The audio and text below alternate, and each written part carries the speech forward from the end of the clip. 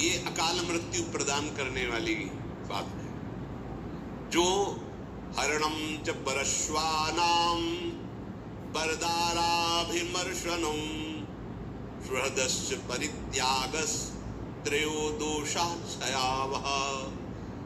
आयु नष्ट हो जाती। मान लो आपकी 80 वर्ष की आयु निश्चित की गई, अब आपने ऐसे आचरण शुरू कर दिए तो आपकी आयु नष्ट होना प्रारंभ हो जाएगी, आप अकाल मृत्यु के शिकार हो जाएंगे। क्या? दूसरे की स्त्री को फुसला करके विश्वासघात, मतलब उसके पति से मित्रता की, बड़ा विश्वास दिलाया और उसकी स्त्री का दुर्वासना का किया, अब आपकी आयु नष्ट होगी। देख लो, इतिहास साक्षी है, नष्ट होना पड़ा। आप क्या चीज हो? बड़े बड़े तपस्या के धनी थे रावण आदि, विनाश हो गया। कुंभकर्ण जब जगा तब यही कहा, तेरी बुद्धि नष्ट हो गई, जब तू हरण करके लाया था उसके पहले क्यों नहीं पूछा? ये कृत्य तेरे पूरे वंश का विनाश कर देगा। पर ठीक है, तूने मुझे जगाया है, देखो, पर ये निश्चित बताता हूं, तूने अच्छा नहीं किया, तेरा सर्वनाश निश्चित है। कुंभकर्ण ने उपदेश किया था, रावण ने कहा तुम्हें इसलिए नहीं जगाएगा, तुम्हें प्रवचन करो, युद्ध करो जाके। ये कार्य आपकी आयु का, श्री का नाश कर देगा, वैभव का नाश कर देगा। आपको अभी लगता है नहीं, कहा नाश हुआ, मनमानी कर आने दो, बीज बो गया है, थोड़ा अंकुरित होने दो, फिर तुम्हें खुद पता चल जाएगा। सबसे प्रार्थना है, कानून कानून है, नहीं खुल रहा है तो तुम्हें लग रहा है कि कोई नहीं जा, जिस दिन उसका फल आएगा तो उस दिन हो सकता है आपने वो कार्य ना किया हो जिसमें फंस रहे हो, पर भरपूर दंड मिलेगा आपको, क्योंकि जो जाना नहीं है वही कर्म इस समय ना होने पर भी वो दंड आपको भोगना पड़ेगा।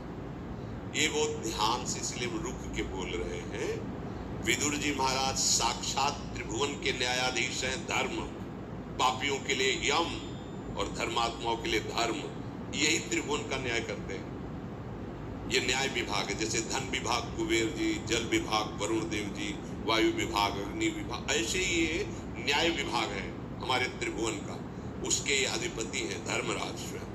वो स्वयं विदुर जी के रूप में मांडव ऋषि के शाप से स्वयं पधारे हुए निर्णय कर। अकाल मृत्यु, आयु का अपहरण, जो मित्र बनाया, विश्वास दिलाया और उसकी स्त्री के साथ, या स्त्री अपने पति पर विश्वास जताकर दूसरे पुरुष से, तो ये मजाक मत समझना कि अरे सब ऐसे नहीं। पति वंचक पर पति रति करई, रो रो नरक कल्प सत्तर। बड़ा सावधानी का विषय है। जैसा आपके भाग्य में संविधान है, गृहस्थी में शांत रहो, गंभीर रहो। ये कुछ नहीं है इधर उधर रूप रंग देखकर जो मनमानी आचरण, ये तुम्हारी आयु को, तुम्हारी श्री को नष्ट कर देंगे। दूसरे को विश्वास दिलाकर उसके धन का अपहरण कर लेना, विष दे देना, मार दिया, धन ले लिया, छीन लिया आदि।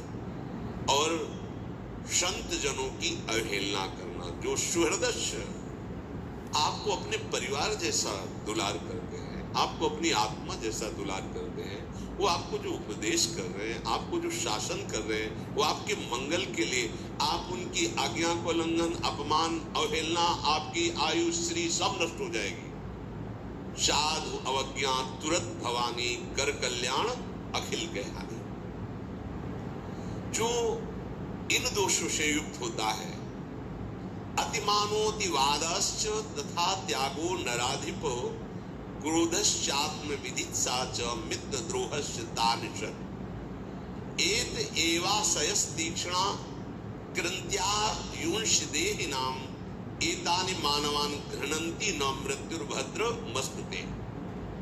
जो हर समय अभिमान में भरा हुआ चेष्टा करता रहता है, उसकी आयु नष्ट हो जाती है, अकाल मृत्यु को प्राप्त होता है। बहुत सावधानी। हर समय जो अभिमान में भरा हुआ है और हर समय कटु वचन बोलता हुआ अधिक बोलता ही रहता है, जिसमें विषयों के त्याग का बिल्कुल अभाव है, मतलब और विषयी है, और जो क्रोध करके ही व्यवहार करता है, जरा सी बात में जो केवल अपनी जवान, अपनी जनेंद्री पेट के पालने में ही चिंतित है, कैसे भोग भोगूं, कैसे पाऊं, चाहे वो मांस खाना पड़े, चाहे वो कुछ भी, कैसा भी।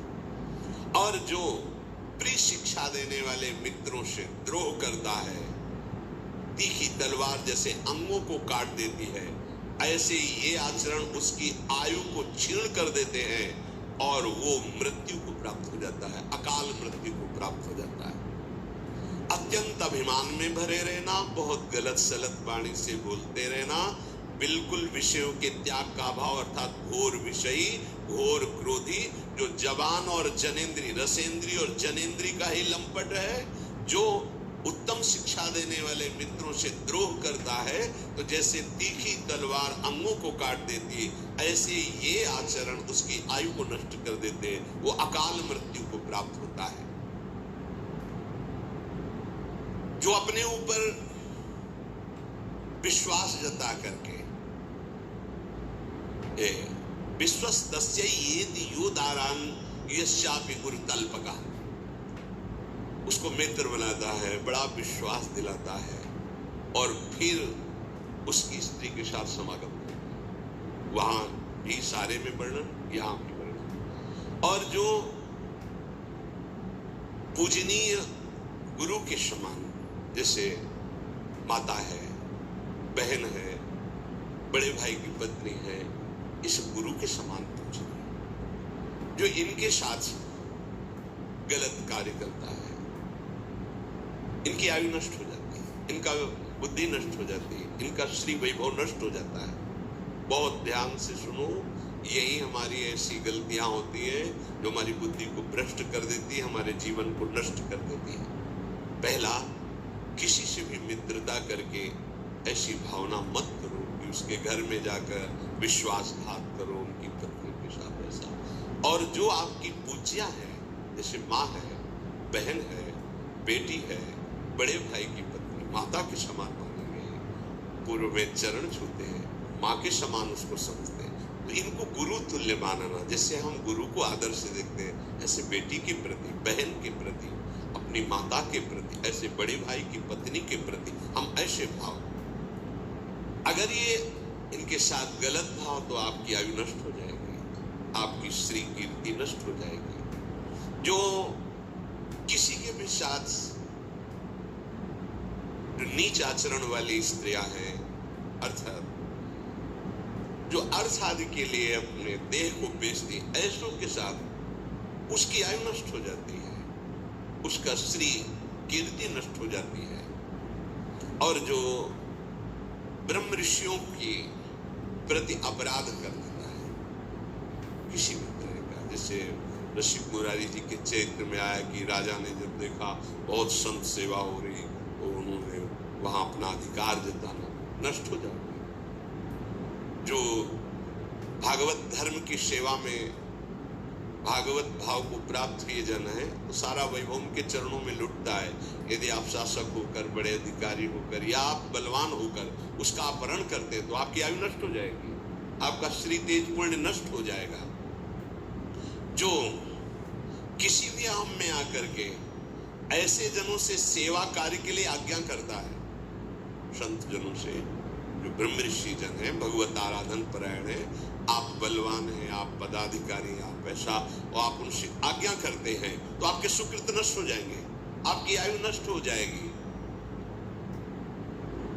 जो आपकी शरण में आ गया है, अब चाहे अपने प्राण देने पड़े, पर उसका अहित नहीं होने देना। अगर वो शरणागत जो आपके समीप आया है, आपने धोखेबाजी करके उसकी हत्या करवा दी या आपने कर दी, तो इन सब की आयु चाहे जितना प्रायश्चित करें, इनकी आयु लिखा है, प्रायश्चित करने पर भी वेदों की आज्ञा है, सिद्धांत है कि उसकी आयु और वैभव नष्ट हो जाएगा। समय का इंतजार करो, ना तो ऐसे लोगों का संग करे, ना ऐसे कार्य करे।